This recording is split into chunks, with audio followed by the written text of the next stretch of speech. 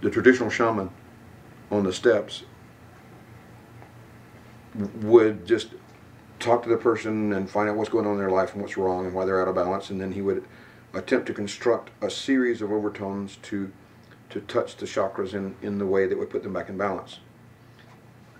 And by singing the overtones, you're opening dimensional doorways, and so then he would cross into through those doorways into the other dimensions and invite relevant beings across to help do the healing and fend off those beings who should not come across into this dimension. Yeah.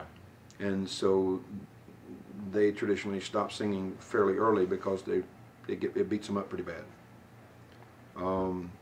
The Tibetans, not knowing that tradition, felt that they could not make the mistake of attempting to guard the doorways. So they just chant the sutras, the Buddhist scriptures. And they say that way the Buddha stands in the doorway, and the Buddha will know who can come through, and the Buddha has the power to say, no, you can't. I didn't have either one of those traditions because I don't have that much Sanskrit, so I use names of God from various traditions I know. From the Old Testament, from a little bit of Aramaic, a little bit of Arabic, a little bit of Sanskrit, you know. And I say that way the divine stands in the doorway, you know. So I might use Isha, which is the Aramaic version of Jesus' name. I might use Eye Asher Eye, which is I am that I am in ancient Hebrew. I might use Hri, which is a Sanskrit word, translates directly as let be. And it's like in the beginning the Brahmans spoke Om, Hum, Sa, and Hri and created all that is. Hri is also, in the Tibetan tradition, an invocation for the presence of Tara. And Tara has double meaning. Tara is the mother of the gods, and Tara was a real woman who lived in the 7th century in India and became enlightened on her own.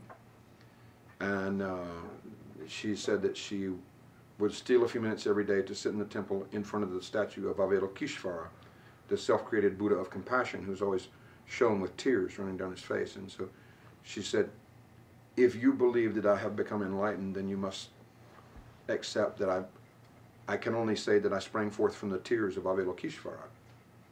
And so she is regarded as the feminine embodiment of the Christed energies, in the same way that Jesus would be the masculine embodiment of the Christed energies.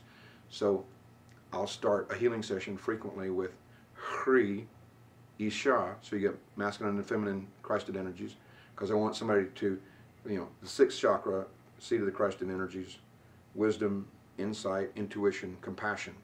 I want someone to understand how they got where they are, why they're there. It's not by accident. It's not to beat them up. It's to say there's a purpose for having your life go the way it has gone.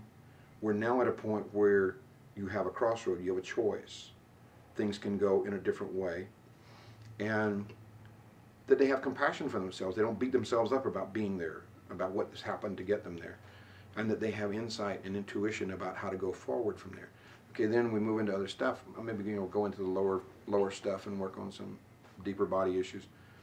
So, but I'm the only person I know that does that. You know, I mean, I know people all over the world that do all kinds of modalities of healing, and you know, yeah. Unless somebody knows me, they don't do this kind of stuff.